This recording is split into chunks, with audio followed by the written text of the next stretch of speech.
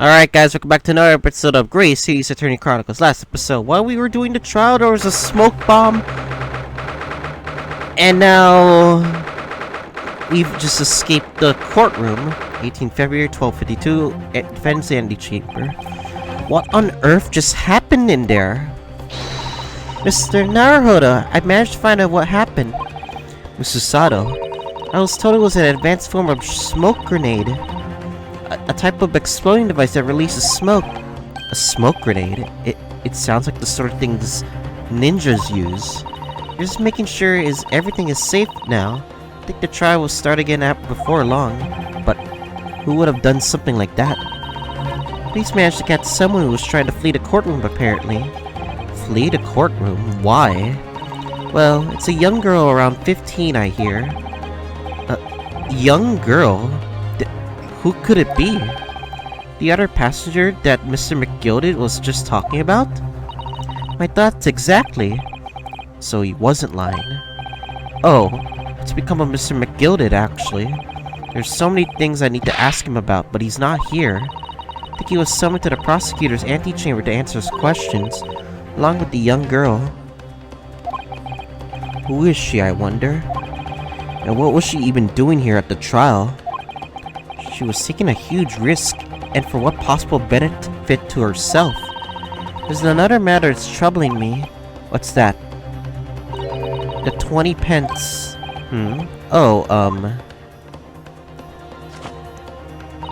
According to the coachman, Mr. Beppo,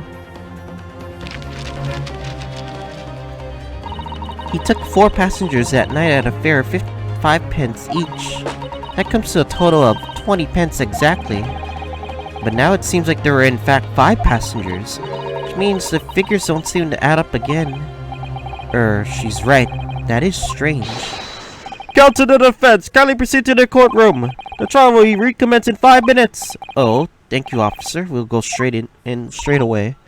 Well, whoever she is, I imagine this young girl will be asked to take the stand and testify now. I really can't imagine what she's going to say, but it could alter the whole direction of the trial. We'll know soon enough, Mr. Sato. Yes. '18th of February, 1 p.m. The Old Bailey courtroom.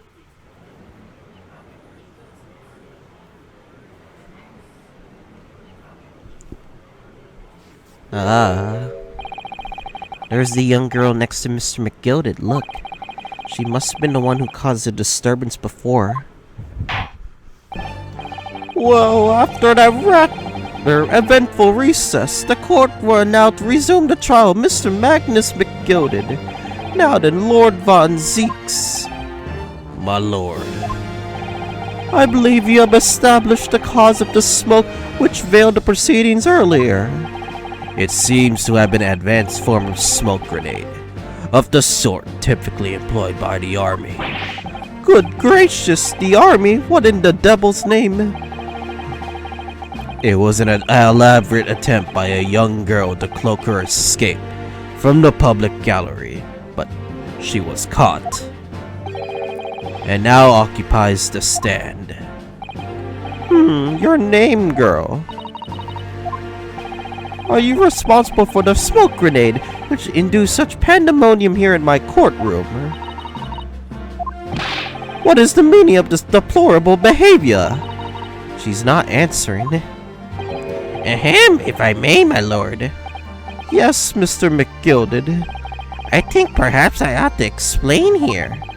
Why is it this wee lass here in the first place, and why she tried to bolt like that?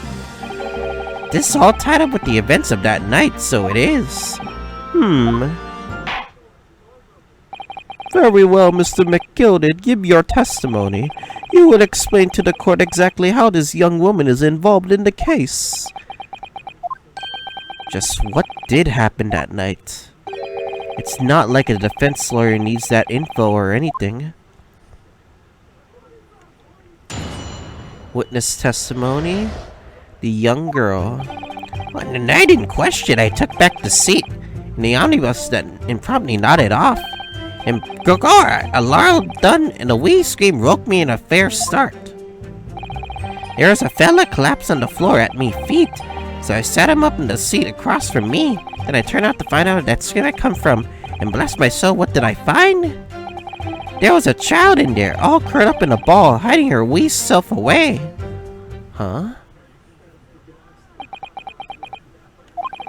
I remain somewhat baffled, I confess, but what one I'd have gathered.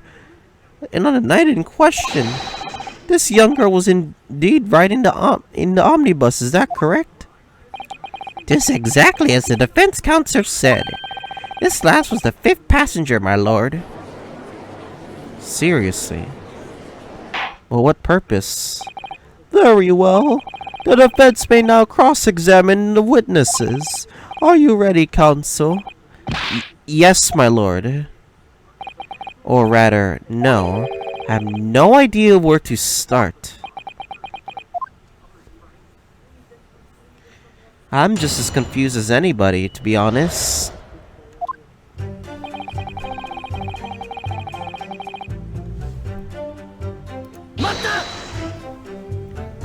And when you first got into the omnibus, were there any other passengers already on board? There were not. The cabin was empty and there was no one on the roof deck either. So you were the first passenger, as it were, I see. Aye, that's why I took back the side as I did. Just the most comfortable, so it is. Could you explain exactly what you mean by the back seat? By all means, this is how you already described it earlier. Talk about the seat opposite and one in which the poor gentleman was sitting. Like I said, just the most comfortable I feel and most at ease. And of course, I enjoy gazing through the skylight from time to time as well.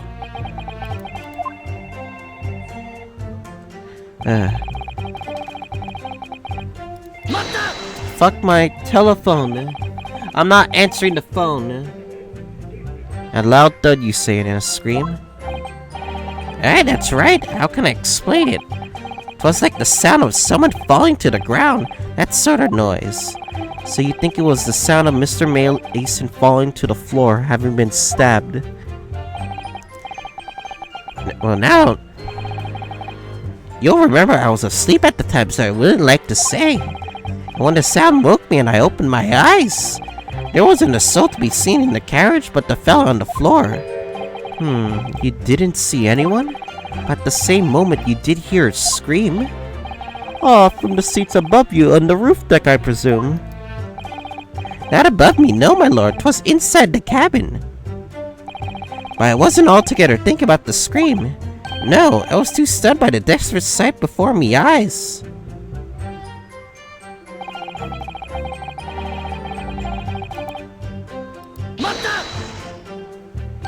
You sat him up. The victim, you mean? That I did, on the seat across from me. As I said, I could plainly see the poor devil was already gone. And you wouldn't leave a dead man just lying on the floor now, would you? Just common courtesy, so it is. I find that a little hard to believe. Our Lord Von Zex, now why would that be? You wake to find a man lying dead at your feet, and in a carriage. Any normal person would hail the cabman. An upstanding member of London society, that is. Well now, as you know, I'm in something of a special line of business. The business of lending money at exorbitant rates of interest. Unfortunately, my lord, not everyone is thankful for the help I offer them. Some will even see me dead. So I do try where at all possible to avoid getting myself in a tangle with trouble. Are you suggesting that you were going to leave the man there? Heavens alive, no, I was intending to report it, so I was. Only I had a mind to find out whys and wherefores first. The whys and wherefores? Right you are, there were some details I wanted to understand before anyone got to meddling. A wee scream I heard, for example. Wouldn't you good self just do the same? Yes, the scream he says he heard at the same time as the thud of the victim collapsing.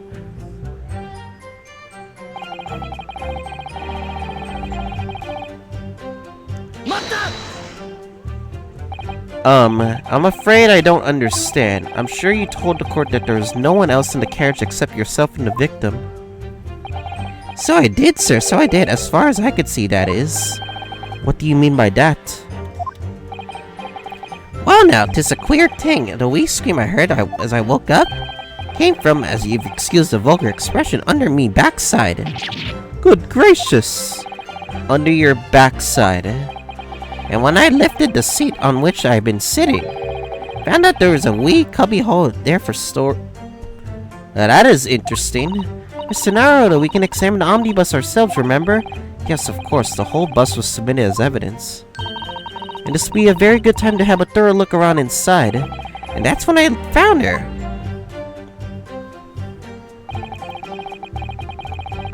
Okay.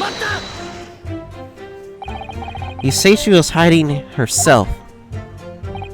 Aye, that's right, sir. 'Twas hard to see in the dim lamplight, but she was all curled up in a wee ball when our eyes met. Well, me heart nearly stopped in beating the chest. You really overacting this.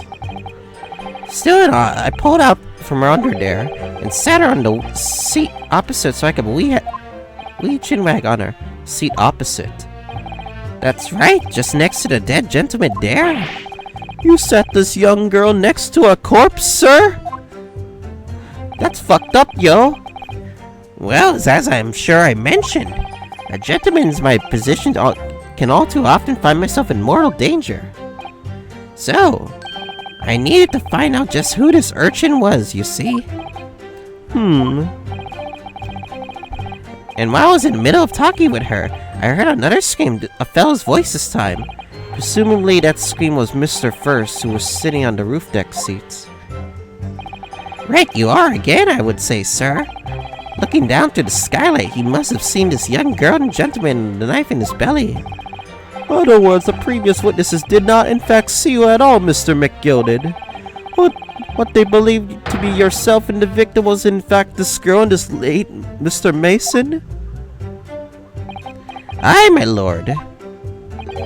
I was, as I think everyone understands now, sat at the back of the carriage out of sight. Can we fully believe it? It is certainly plausible. The defendant is somewhat diminutive in stature. And really confused perhaps with this young girl. After that, of course. The scream from the gentleman over us. The driver realized something was wrong and put up the horses. Thank you, I've heard enough. The event is splayed and clear in my mind. No, I'm gonna check the court record. Let's get in the omnibus. Go, go, go, go. Well, so we're gonna shall we? The scene of a murder. It's horrible, blah, blah.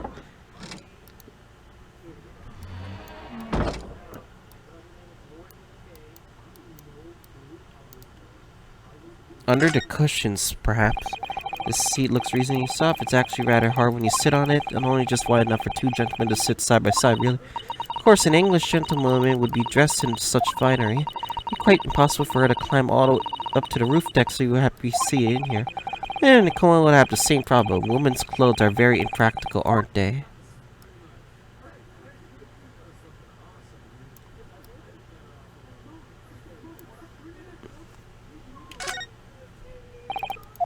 He has a handle, it seems. Huh? It's all... Wait, it's gone! The storage compartment, but there's nothing in here. Totally empty. Wait. Something doesn't seem right here, but I can't put my finger what... Oh my god. Was she really hiding in there the whole time? And we didn't find out? Oh my god. She really was hiding in there. But why?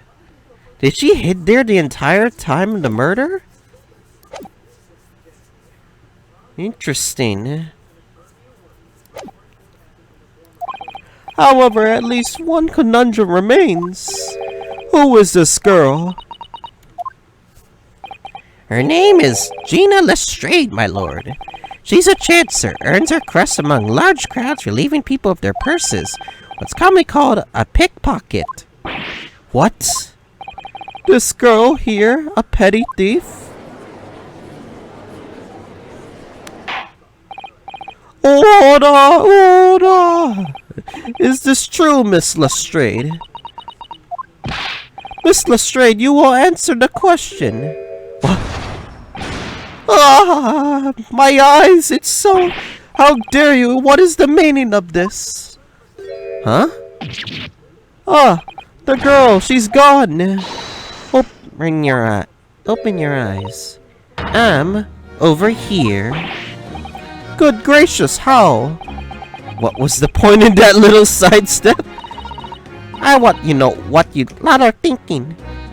Grown-ups are all the same. Okay, I'm trying to think of a good voice. What voice should I give this girl?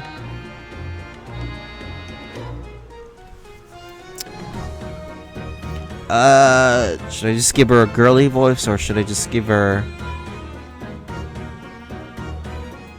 I'm trying to think right now. I know what you're all thinking. Grown-ups are the same. This dirty little dipper, you'll say, slipped up and got caught on a job. And she got yourself back into a corner, so she knifed a jet. This is the voice I'm giving. Go on, that's what's you're in your leads, ain't it? No, not at all. This is a court of law. We're here to determine the truth, not Gah!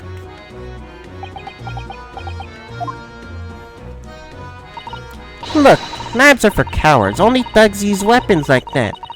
All I use what I do is these fingers. I'm a professional, alright? Not in your eyes, but I got pride in what I do. Let me guess, you don't count smoke guns among weapons for thugs. Oh, this? Yeah, this was in the bag I lifted the other day.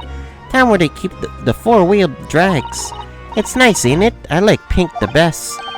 Oh, do not wave that thing in my direction again. Please. I may be old, but please, I don't want tantrums thrown at me. As I sit in for... So, you admit that you were riding the omnibus in the night in question.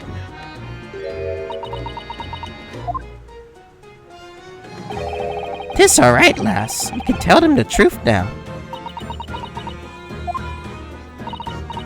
Alright, yeah.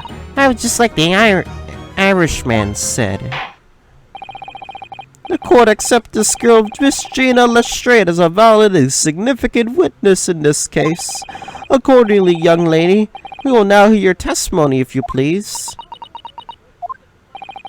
You will tell the court exactly what happened in the omnibus on the night in question. Alright, if I have to. If I get criticized for this voice, I may have to switch up the voice, what the girl saw. So I snuck inside the carriage before they looked up the horses, just like always. But it was a right old waste of time, so I got nothing to show for that troubles that night. I'll tell you can't see a blind thing in that hiding place. It's pitch in there. And then after a while, I hear this loud bang, nearly jumping out of my skin I did, and the scream I just came out. It's because of all that swell found me. He did help me get away, mind. Yes, he let you go. I fail to understand why you let this street urchin go, Mr. McGilded. Oh, 'tis simplicity itself, my lord. You see, she couldn't possibly have killed the other passenger. I knew that for a fact. How? As I'm sure I said before, sir.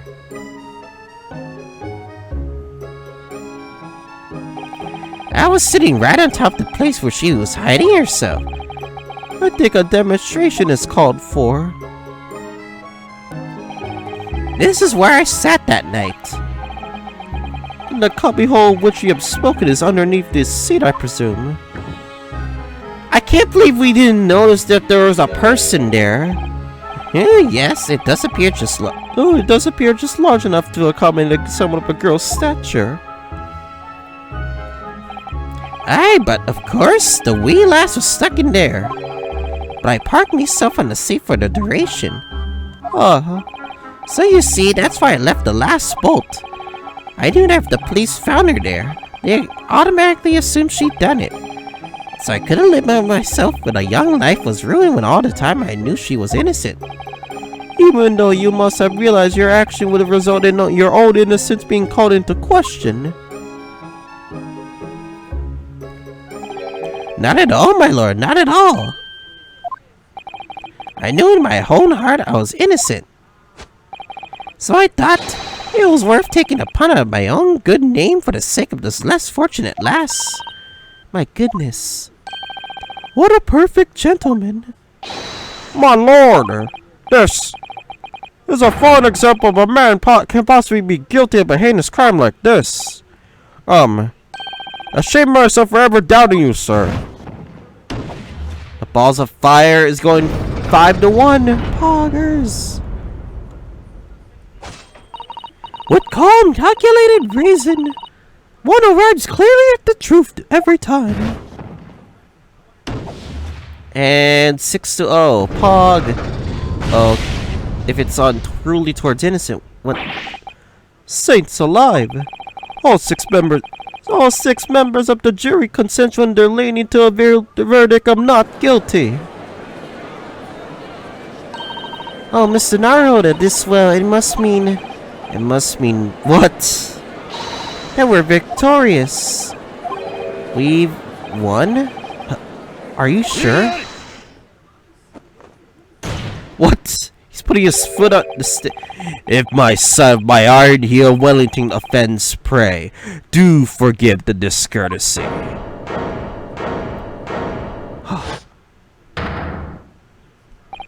This really is a consummate example of the one monumental flaw in the British judicial practices. Where evidence and reasoning should be paramount, emotion rules the day. Emotion? The witness's latest statement gives us a clear insight into his true nature. What do you mean, his true nature? Do you really think Scotland Yard would made such a glaring omission? After the incident, the omnibus was comprehensively searched by officers of the police. Obviously, the interior of this cubbyhole, as the witness put it, was included in their investigation. The compartment under the posture was full of Coachman's belongings. It's noted in black and white here in the police report. Good lord! The evidence has been tampered with. In order to corroborate Mr. McGilded's story, someone has unlawfully removed everything from under the seat. What? That makes a lot of sense, though. Maybe she wasn't really under there, but she was planted there after we showed the omnibus. Order! How could such a devious contraband possibly have been affected, counsel? Naturally, we must acknowledge the deficiencies of the constabulary in allowing this to have happened. However, I assure you, when the omnibus was wheeled into the courtroom this morning, this compartment under the seat was not empty. Well, my Nipponese friend, what's that supposed to mean? Damn you, Von Zeeks. Me? When the carriage was submitted as evidence, doubtless you examined it in fine detail, as would any self-respecting practitioner of the law. Pray, what did you find condition under the seat compartment to be? Oh, to be sure, the young gentleman will be able to clear up this in a jiffy. Sorry? Go ahead, you tell the court now, fella. How this all elaborate excuse by the desperate Lord Von Zeeks? Well, counsel, do you have something to say on this matter? How am I supposed to answer? We checked it, Ryunosuke. Just see about to save the little compartment under the seat of the omnibus. It wasn't empty. It didn't look. It wasn't empty. I really don't know if giving this answer is helping my cause as a counsel for the defense, but as far as I remember at least, when I first examined the compartment, I'm fairly certain there were a number of articles inside it, yes. Are you sure, counsel? Don't commit perjury in my court if you are wrong. I be whist. What are you saying now, you daft dog? I thought you were on my side here.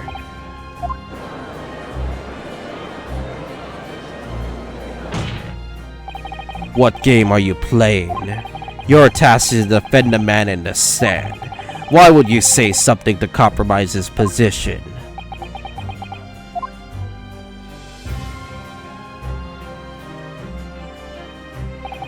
As the advocate for the defense in this trial, I confess I'm still not entirely sure where I stand, but it seems to me that I should state what facts I do know as clearly and honestly as possible.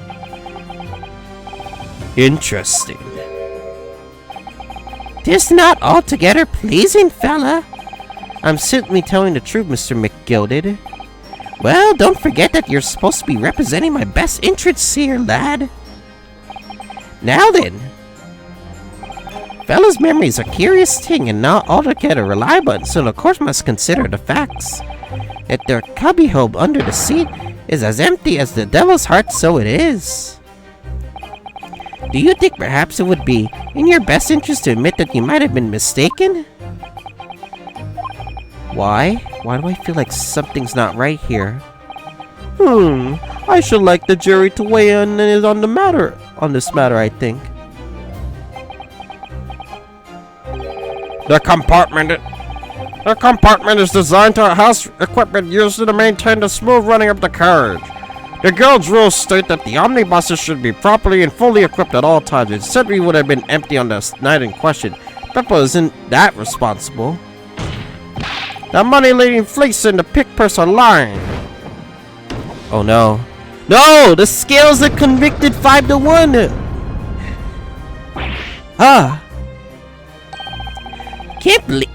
Can't believe I was nearly taken in. The sticking rich are always stinkers, nothing but cowards, the lot of it. What? Oh no! It's a trick, of course it's a trick. They're all convinced. Oh no! Quite so, I must concur here. Oh my god! Oh my god! We're going back to 3-3! With calm, calculated reasoning, one arrives clearly at the truth every time. Yes, but every time a different truth, it seems.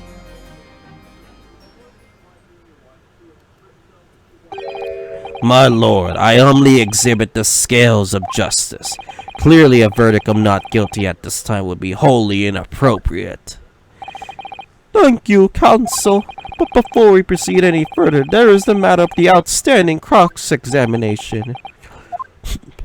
Can we finally counsel for the defense begin the questioning of the witness, please? Yes, my lord. What just happened? The whole balance of the trial just shifted almost beyond recognition. The Reaper of the Bailey is at work, it would seem. Perhaps I do want to figure out the truth of the murder at hand, what the girl saw. So I snuck inside the carriage before they looked up the horses, just like always. I should give her a light voice. So you're already in the omnibus before you even set off on its run. Oh yeah, I mean, what's the point of spending a joey to make a few bob, eh? That's a rum idea, ain't it? I suppose she means there's no point spending money to make money. Yeah, that actually makes sense. Counsel, may I remind you that this girl is a petty thief? Kindly refrain from turning her tenants.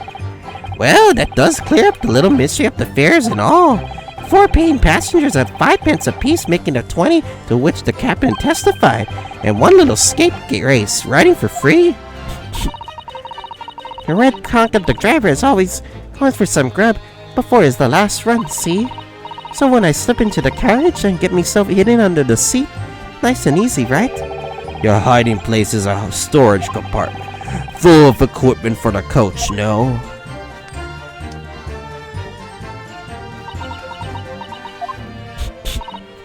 Yeah, there's brushes and buckets and whatnot in there, sure. I always chuck it all that and cram it in the corner somewhere. But nowhere ever seems to bother much. And yet, according to the report filed by the police officer, who first arrived at the scene, the compartment was full of paraphernalia. Well, I don't remember nothing about that. As like I said, I remove all the stuff out so I could hide under the seat, that's all I can tell you. It seems we reached the end of that line of inquiry. Continue. But it was a right to waste all time. I got nothing to show me for my troubles that night. A waste of time? Why is that? Well, most nights I'm on me own. God permit at least some of the time. I beg your pardon? Did you say God permits? Oh yeah. Well, that's not my kind call it. Say the omnibus, I suppose. The point is, in any normal run, the carriage ain't got no more to ride in it for a while. That's when you come out of your hiding place and get away? That's it. Only that night. This cub was on the seat of me from the start, and he didn't budge the whole way, didn't he? Not 1 inch. I was told he stuck. Do you mean to tell us that you were in the presence in the carriage for the duration? You were under the seat the entire time while the events unfolded in the enclosed cabin? Yeah, right, mister. To be sure. I was as shocked as anyone. You don't expect to lift the cushion you sat on to find a child now, do you?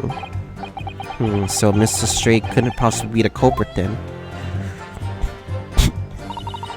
I'll tell you, couldn't see a thing in the hiding place. It's pitch in there. So you couldn't see out in the cabin at all? Not a drop. Most days, I pushed up the cabin with me and look out the crack. Then I kept a butcher said, who am gonna fiddle? I thought you were a pickpocket, not a butcher. I mean, I can have a look. The seat I got on is as plush as the other ones, see? So most of the time, the passengers always plant themselves the opposite. But for some reason, that night, this here Irishman spent the whole journey right over me head. For the reason you weren't able to push the cushion to peek out, I see. And truth is, I ain't too happy about it in small dark places. There's too much for being thrown into the clink. It's the only place to hide in carriages, so it's absence choice. Why doesn't she stick to picking people's pockets in the open then? I'd say there's some reason she's not letting on, judging from her demeanor. So anyways, I was a bit scared. I had to just stick it out under there. Nothing else for it. Then after a while, I heard this loud bang and nearly jumped me out of my skin, and then a scream just came out. When you say a loud bang, you mean the noise of someone falling to the floor? Could have been, I suppose. I don't remember so well. Point is, it made me jump. And you let out a scream involuntarily? That's right, and I felt the cushion over me and get lighter of a sudden. Presuming when the defendant got up in order to help the victim, yes? Or not. It could equally have been the moment the accused stood in order to stab his victim, could it not? Well, girl, do you see what happened at the crucial moment? Yeah, I saw it. Huh? Push up the curtain and I had a quick butcher while they had the chance, didn't I? The Irishman was sitting up the bloke and what had fallen on the floor at the seat opposite. That matches Mr. McGilda's account, of course. But then the fella suddenly turns around and looks right at me. I sunk back down again. It was too late by then. I should have never risked looking. Because of this swell found me, it did help me get away, mind?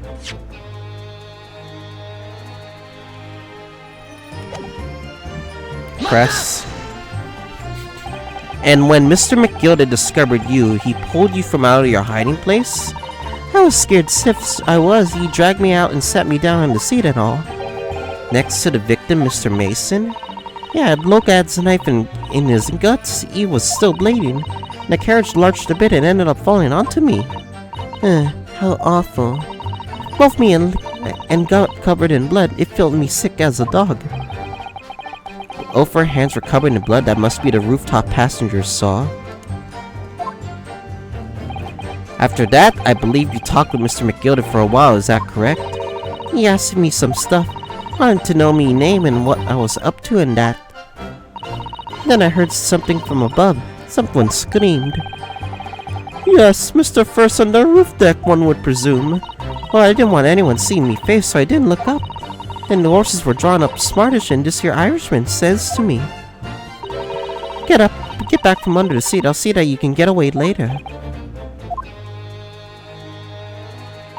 All 6 members of the jury had decided the defendant was innocent. For one brief shining moment, yes. It's clear that they are still very unsure. If we could just find some conclusive piece of evidence among this new testimony, I'm sure we can clinch the verdict we want.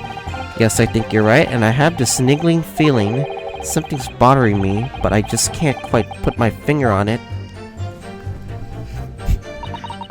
It has to be one of the phrases.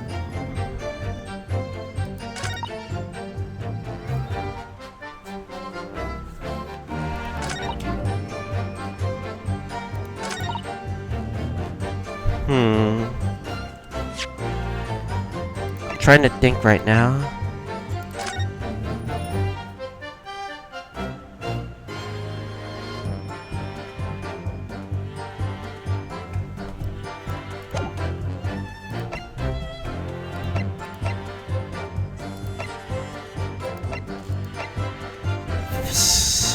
Something, I think it has to do with the omnibus, but where do I even present it?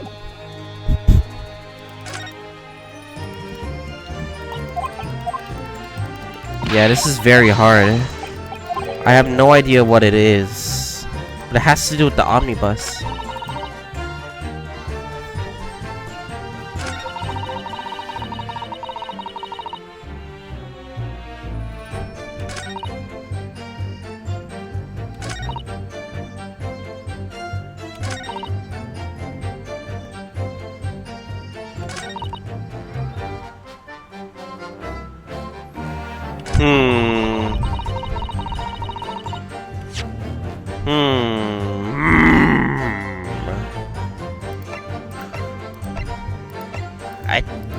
I could be wrong. I don't know. I don't know.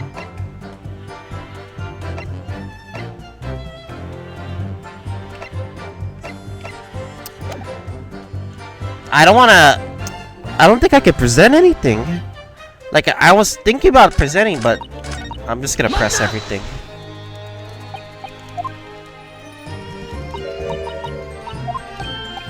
Because I noticed in Phoenix Wright 2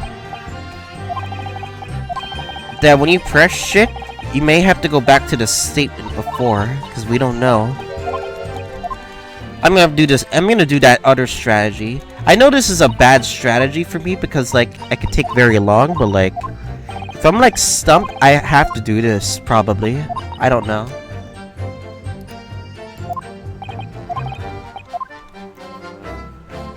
I'm gonna press every statement. Past statement, I guess.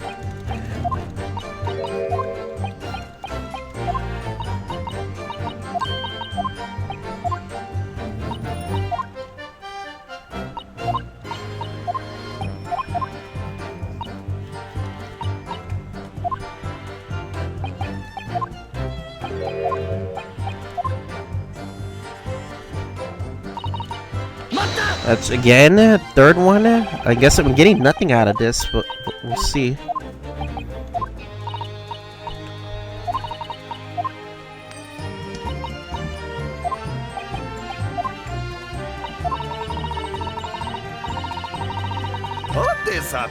Huh?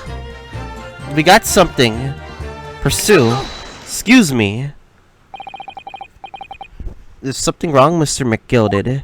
Why did that statement just now? Oh, I do apologize. Was there something the matter, Counsel? I was just wondering if Mr. Lestrade's last comment made you something occur to you, perhaps. You seem to be thinking something to yourself. Oh, no. That was nothing important. I was feeling bad for the poor lass is all. I remember feeling desperate myself as a young lad. Shut up in the dark was terrifying, so it was. I see. Yes, I'm sure we can all sympathize, but I'm still scared of the dark now. I don't know about yourself, but I find that the darkness seems to make everything you hear seem that much louder as well. Yeah. I suppose it does, maybe. Miss Lestrade, did you hear something that night? Anything, an unusual noise, perhaps? Nah, not really. All I could hear was the Irishman snoring. Be jabbers, there's no need to tell the whole world of me foibles, you little scamp. What a pity. Only Mr. Straight had heard something. He might have given us a vital new clue. Yes. What should we make of this last statement of hers? It's profoundly important. Yeah, I'll go with that. My lord, I believe the statement just made by the witness is profoundly important. Profoundly important, but all she said was that she heard nothing. Yes, it was a profoundly important point. I'm almost sure of it. I'm almost sure that I don't understand the inner workings of your Eastern mind, Council. Nevertheless, what's that supposed to mean? Can you people not make fun of the Japanese? Miss Gina Lestrade, you will supplement your formal testimony by repeating your last statement, please. What? Supplement? What on earth are you about? Don't give me all your fancy talk. I know what you're trying to do. It won't work on me. That's right. Insult the judge. Always a good move.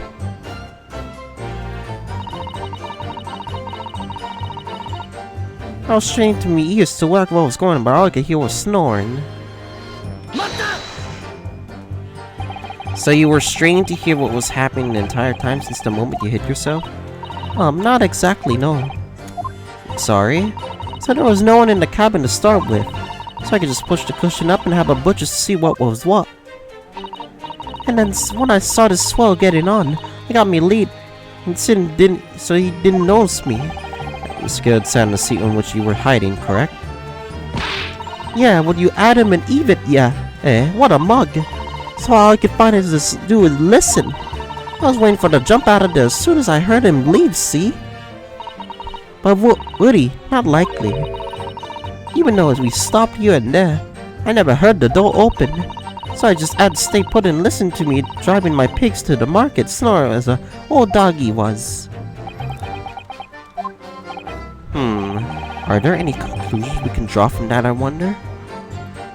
It doesn't add up.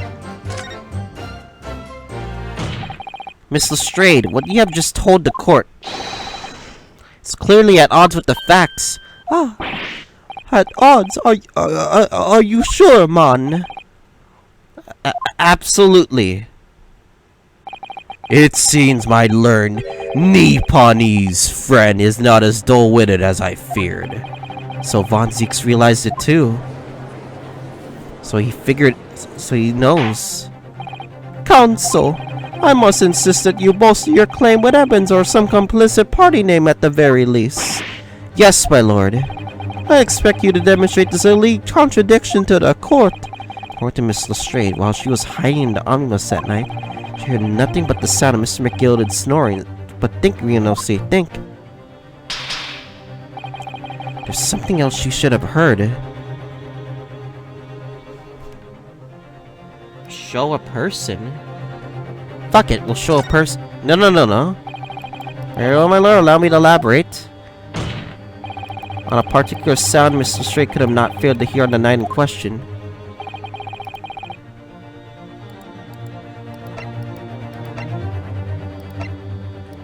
John played a starring piece of evidence.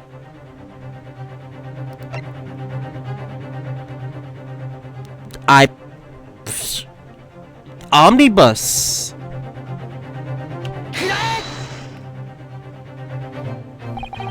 It would seem the phantoms are at work again, this time in my Nipponese friend's ears. I concur, no sound is apparent to me at all. Oh? Allow me to introduce you to a sound that will be very real indeed, however. The sound of your death throes. Gawk! My life points! He's right.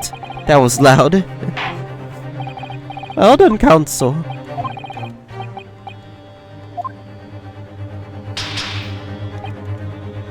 Show a person. Okay. Very well, my lord, allow me to elaborate. On a particular sound that Mr. Straight could have not failed to hear on the night in question. Sound very extreme like presence of that falling person.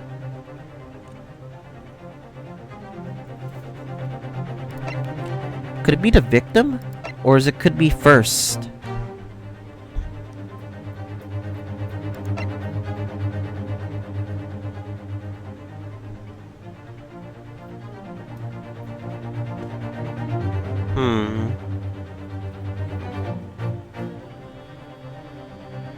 Could be first? Or no, it's him. Christ, fire. You would assume he would scream after he got stabbed. Mason. Yes, my lord. The sound that Mr. Straight cannot have failed to hear. That is the victim, Mr. Mason, boarding the omnibus. Order! Explain your reasoning, counsel. Mr. Straight, allow me to confirm something. You claimed earlier that you were the first person on board the omnibus, is that correct? Yeah, of course I was. I got on whilst the driver was in the pub, didn't I? And the next person to board the omnibus was Mr. McGilded. That it was, not a soul was in the cabin when I climbed aboard. At least not in plain sight. So you were, to all intents and purposes, alone in that closed cabin of the omnibus the entire time? Did I not just say as much? I wasn't traveling with anyone else, if that's what you mean. Yeah, I saw him get on, remember? Through the crack under the seat cushion. He was on his own for sure. From what we've heard, the carriage made by a number of stops after its onward journey, during which time you did not hear the door opening or closing at all? Nah, I never heard it. That's exactly what I was listening for, weren't it? Waiting for the swell to leave. In which case, when and how did the victim end up on the... No. No. Oh no. Could it be the people on the rooftop? Could it be on the people on the rooftop? I don't know. We know that the victim collapsed inside the enclosed cabin of the omnibus. Therefore, Miss Lestrade's statement about what she did or did not hear is at odds with the facts. Ah. Yes, this petty thief's statement was clearly flawed. Lord Von Zeeks. Yes, he knew. He knew it all too well that there was an inconsistency in Miss Lestrade's statement. It would seem words are thanks in order for my learned friend. What are you talking about? You have demonstrated matters impeccably. This witness and her colorful statements are entirely unreliable. Her truths are convenient untruths, nothing more. What? He's dead, right? How could the victim possibly not have boarded the omnibus? This makes no sense whatsoever. And this girl is a pickpocket. Let's not forget that. Oh no! No! No, the scales of conviction are guilty for the two. No! She didn't even say anything. I didn't want to judge the dear little mite just because she has rather naughty ways. But I must say, I cannot abide liars. And neither can I. Mr. Foreman. I didn't want to judge the girl just because she has some less salubrious ways. I must say, I cannot abide liars.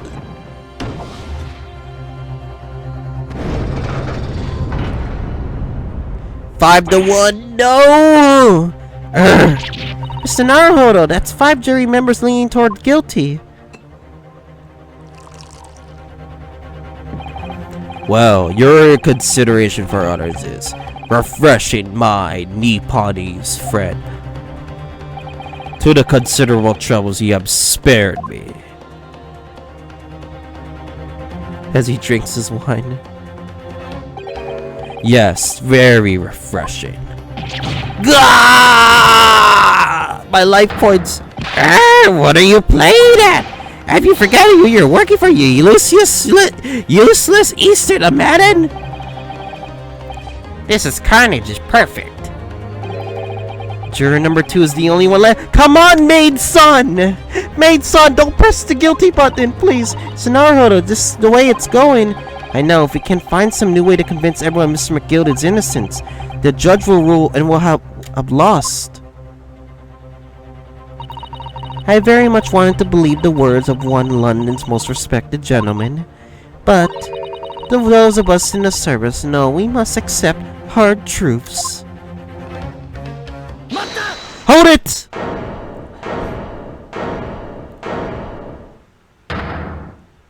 Yes, the witness's last statement seemed to have revealed a critical inconsistency in her story. However, if we consider the possibility that her statement is in fact the truth, it may shed an entirely new light on this whole case. What are you saying? Counsel! I'm sorry, sir. Whatever do you mean? Counsel, I will not tolerate you attempting to re-rogue my adjudication. Explain yourself at once. When the accused boarded the omnibus on the night in question, the victim was nowhere to be seen. Subsequently, the carriage door was not heard opening a single time as testified by the witness in the stand. And yet the victim's body was found inside the carriage. If this petty thief's words are to be believed, how do you explain the victim's miraculous appearance inside the cabin of the omnibus?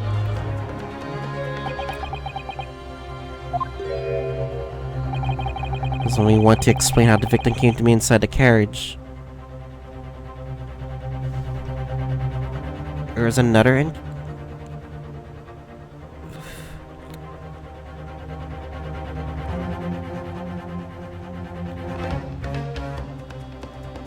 Fuck. He was put there after he died? Wait, did he die beforehand? Fuck. Fuck! What is it? Or maybe there could be... Maybe the rooftop entrance. Another entrance. If the door wasn't open even once, the only explanation is that the victim entered the enclosed cabin some other way. I wonder what new fantasy you would come up with your blind panic. But behold, the omnibus is here and all to see. Only one side of the enclosed cabin is furnished with the door. The other has only windows. Fixed windows cannot possibly open. In short, there is no entrance to the cabin other than the door. Not true, Von Zeeks? But there could be. There's only one possibility you haven't considered. Oh, really? Yes, so one other way to inside that isn't the door. Another opening which is allowed the victim to appear inside the closed cabin. Alright, counsel. The defense will identify the location for the court. Where in the omnibus which the incident occurred? Where on earth is this entrance but you propose to enter the cabin? This thing, right? Yeah, the windowsill. The answer is obvious. It can only have been the skylight. I say the skylight.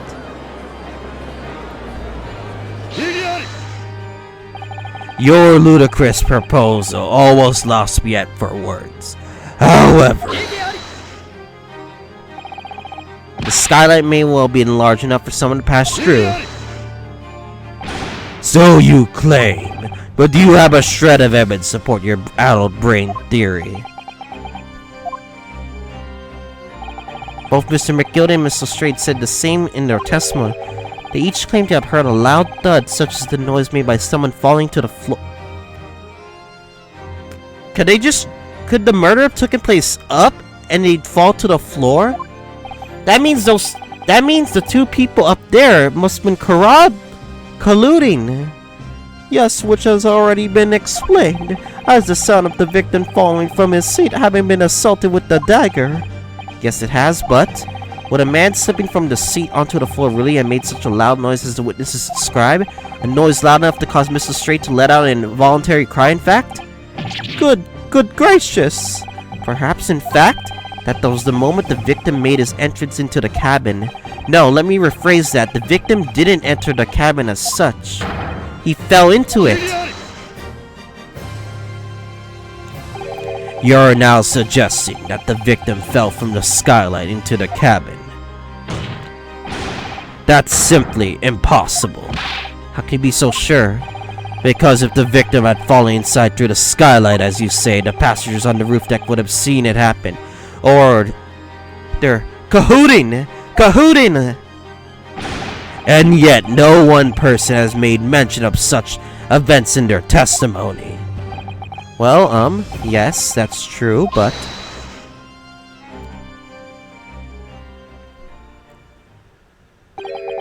Might a hubban fella make a wee comment here?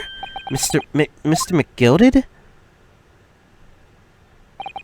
To be sure now, the two fellows who were sat on the roof that testified afore said nothing of the victim falling through the sky. Right. But it seems to me, my lord, that 'tis not so much a case of them not saying, but... Aye. It's a case of being unable to say. What? I think perhaps the two fellas do be having something of a compelling reason not to mention what happened. Would you not agree, fine ladies and gentlemen of the jury? Oh my goodness, surely not. Those two chaps on the roof? You mean the ones who stuck that knife in the man were? No way. Those two are cahooting. The two witnesses. That's what exactly are you insinuating here, you believer? You rotter, he said. You rotter. What are you insinuating? This is a flaming outrage. I give a good mind to turn the blinker in a minute. He'll give you a shiner in a minute, he said. So will I. So will I. Mr. Fairplay.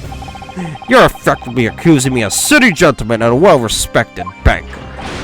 And me, a very angry hatter. Suggesting that someone like me could have stabbed the man in the guts. It's a disgrace. It's scandalous. I protested the strongest terms possible. That's right, I protest too about you rotten scoundrel. I realize I'm giving him a different voice. Order! This is not the time, witnesses. I will not permit this wanton invasion of the stand. Return to the anteroom at once. But this is beyond reason, my lord. It's outrageous. It's very hurtful, you know. My lord, if I may comment.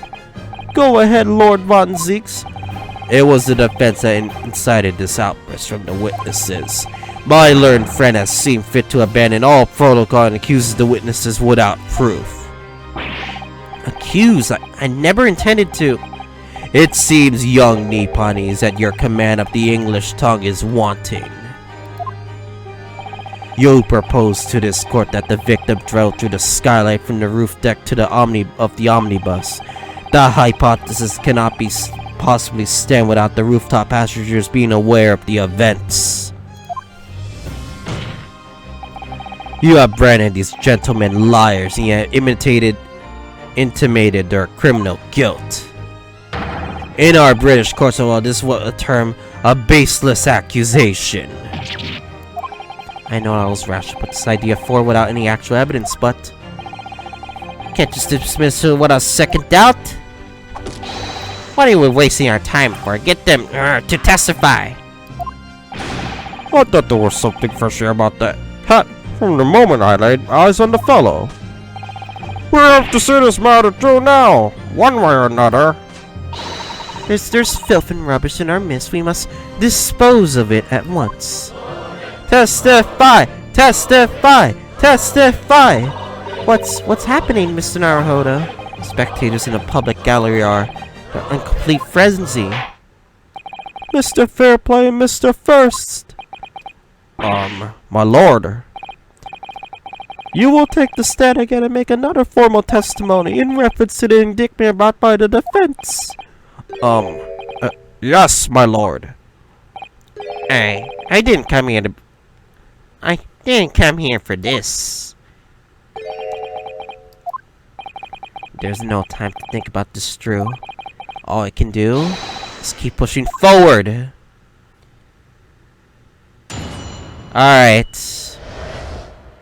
So, I'm gonna save the game real quick.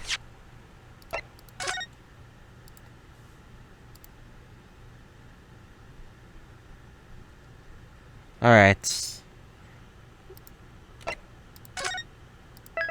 Alright, hopefully.